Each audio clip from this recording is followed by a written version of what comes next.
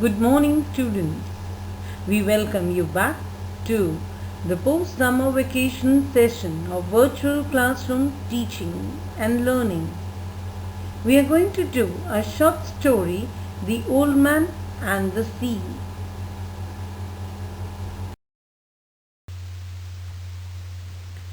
The Old Man and the Sea was written by Ernest Hemingway. Ernest Miller Hemingway was an American novelist, short story writer, and journalist. His economical and elementary style had a strong influence on 20th century fiction, while his life of adventure and his public image influenced later generations. Hemingway produced most of his works between the mid 1920s and the mid 1950s and won the Nobel Prize in Literature in 1954. Many of his works are considered classics of American literature.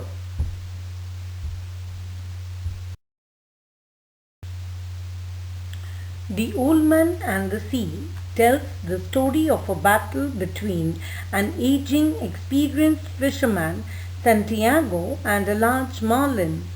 The story opens with Santiago having gone 84 days without catching a fish.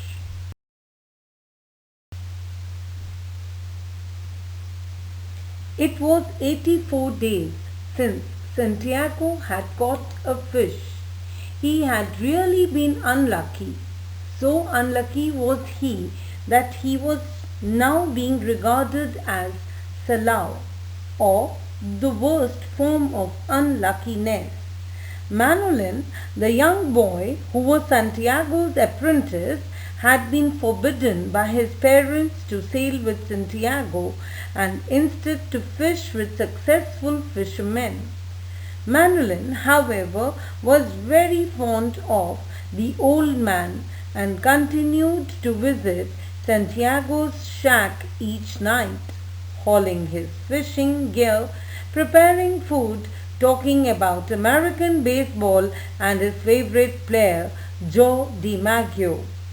Santiago felt confident that his unlucky streak was near its end and told Manolin that on the following day he will venture far out into the Gulf Stream north of Cuba in the Straits of Florida to fish.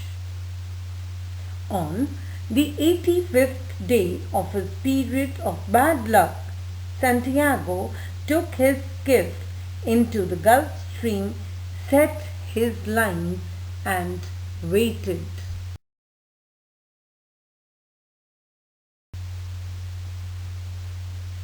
It was noon when he felt the pull.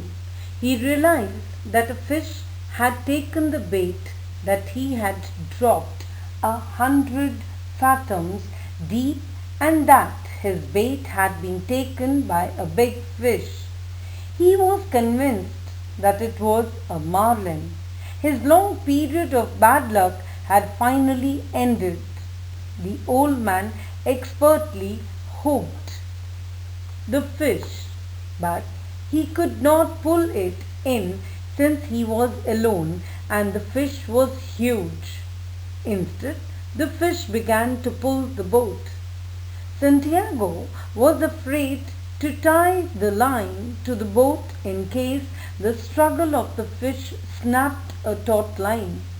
The old man tolerated the strain of the line with his shoulders, back, and hands. The marlin pulled at the line, sometimes so hard that Santiago thought it would pull him into the sea. The line cut into his shoulder and palms. The struggle between the fish and the old man went on for 2 days and nights. The marlin pulled the boat along with it throughout the day and night till finally, tired out, it began to swim with the current. For all this time, Santiago continued to bear the pain of the line cutting into his shoulder every time the fish made a bid for freedom. The strong and experienced fisherman that he was, Santiago appreciated the struggle of his adversary in spite of his own suffering. He felt that the fish was his brother in pain and struggle. On the third day, the fish gave up the struggle and began to circle the skiff. Santiago, completely worn out and almost delirious, used all his remaining strength to pull the marlin onto the boat's side and stab it with a harpoon.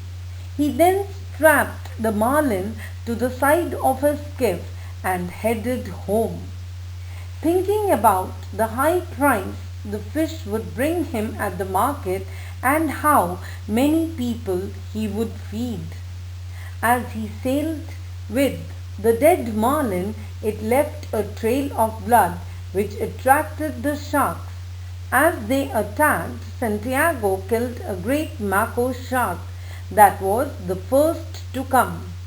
Unfortunately, he lost his harpoon and a long length of rope in this attempt and was left completely vulnerable to the attack of the sharks. He made a new weapon by strapping his knife to the end of an oar to help him ward off the next line of sharks.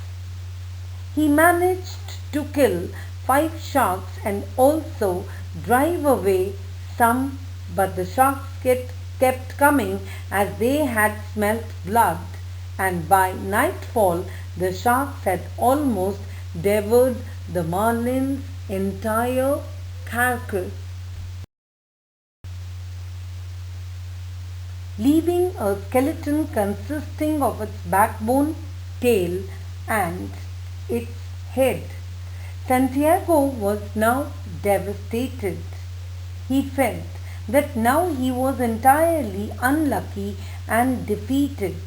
He spoke to the sharks and told them how they had killed his dreams.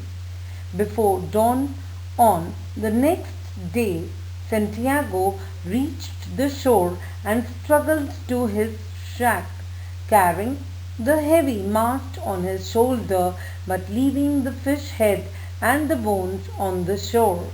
Once home, he slumped onto his bed and fell into a deep sleep. The next morning, a crowd of amazed fishermen gathered around the skeleton of the fish, which was still tied to the boat. They measured it and exclaimed on its length. A group of tourists gathered at a nearby cafe to observe the remains of the giant marlin and thought that it was a shark. Manolin, who was fond of Santiago and was worried about the old man's absence, was moved to tears when he found Santiago safe in his bed and saw his injured hands. He brought some coffee and the daily papers with the baseball scores for the old man and watched him sleep. When the old man woke up, the two agreed to fish as partners once more. The old man returned to sleep and dreamt his usual dream of lions to play on the beaches of Africa. Students, now we have a set of 5 questions for the given extract. You will now be reading the chapter once again on your own and answer to these questions in your fair notebook neatly. the same notebook in which you had done the 3 poems with the extracts and the questions given earlier before the summer break. Make sure your work is complete and neatly done, as we are going to start asking for the assignments online. Thank you.